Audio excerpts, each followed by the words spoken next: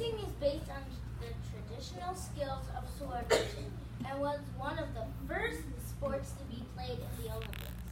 Although fencing is a popular Olympic sport, it is also a form of warfare and self-defense. Fencing takes place between two competitors and is largely based on striking your opponent with a blunt weapon while avoiding being hit yourself. Fencing demands explosive acceleration with touches and exchanges that don't usually last longer than 30 seconds.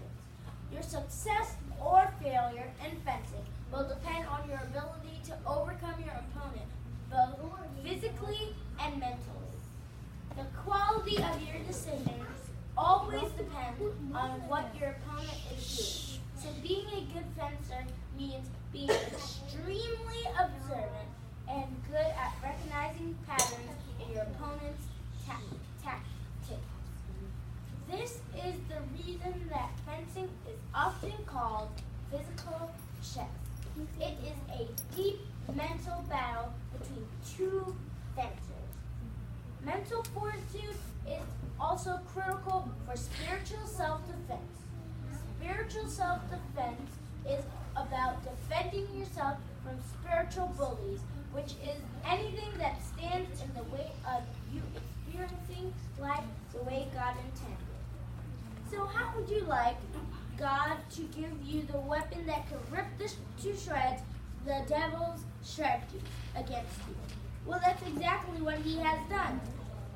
Ephesians 6 verse 17 declares that God has given you the sword of the Spirit as your primary offense weapon. If you remove the letter S from sword, you'll immediately see that the Word of God is our weapon. But interestingly, it's the Greek word makaria that's used, a word that exacted fear in the mind of those who heard it. You see, this wasn't just a sword, but a weapon of murder that caused the victim horrid pain as he lay bleeding to death. During the New Testament times, there were various types of swords used by the Roman army. For instance, there was a huge double-handed sword, a sword so massive that it could only be utilized with the use of two hands. This sword could not be used in real combat because it was too huge. Instead, it was used during sword practice sessions because it helped develop stronger muscles as soldiers swung it. There was also a long sword that was used for fighting in a battle, similar to the sword used for fencing. This sword was very effective in battle, but it often wounded the enemy rather than killing him. Because it was long, it most often swung at the enemy from the side. But the weapon referred to in Ephesians 6 verse 17, coming from the Greek word makaria, was neither of these swords. It was actually a dagger, an exceptional brutal weapon.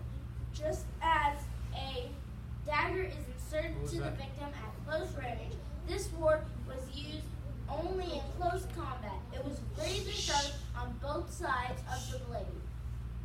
The tip of this sword often turned upward, and sometimes it was even twisted similar to a corkscrew. Because this dagger type sword was razor sharp, it could easily be thrust into the abdomen of an adversary. And if it had a corkscrew tip, the attacker could shred the insides of a victim by twisting the sword. Although other swords were deadly, this one was a terror to the imagination. By using the word makaria, the Apostle Paul is saying that God has given the followers of Jesus a weapon that is frightful to the devil and his forces, because it has the razor-sharp power shreds.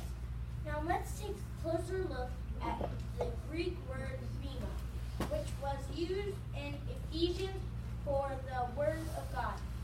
It means something that is spoken clearly and visibly in unmistakable terms and undeniable language. In the New Testament, the word rhema carries the idea of a quickened word. Here's an example of rhema, or quickened word.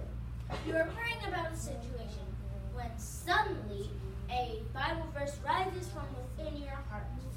In that moment, you know that God has supernaturally made you aware of a verse you can stand on and claim for your situation. When this happens, it's as if the Holy Spirit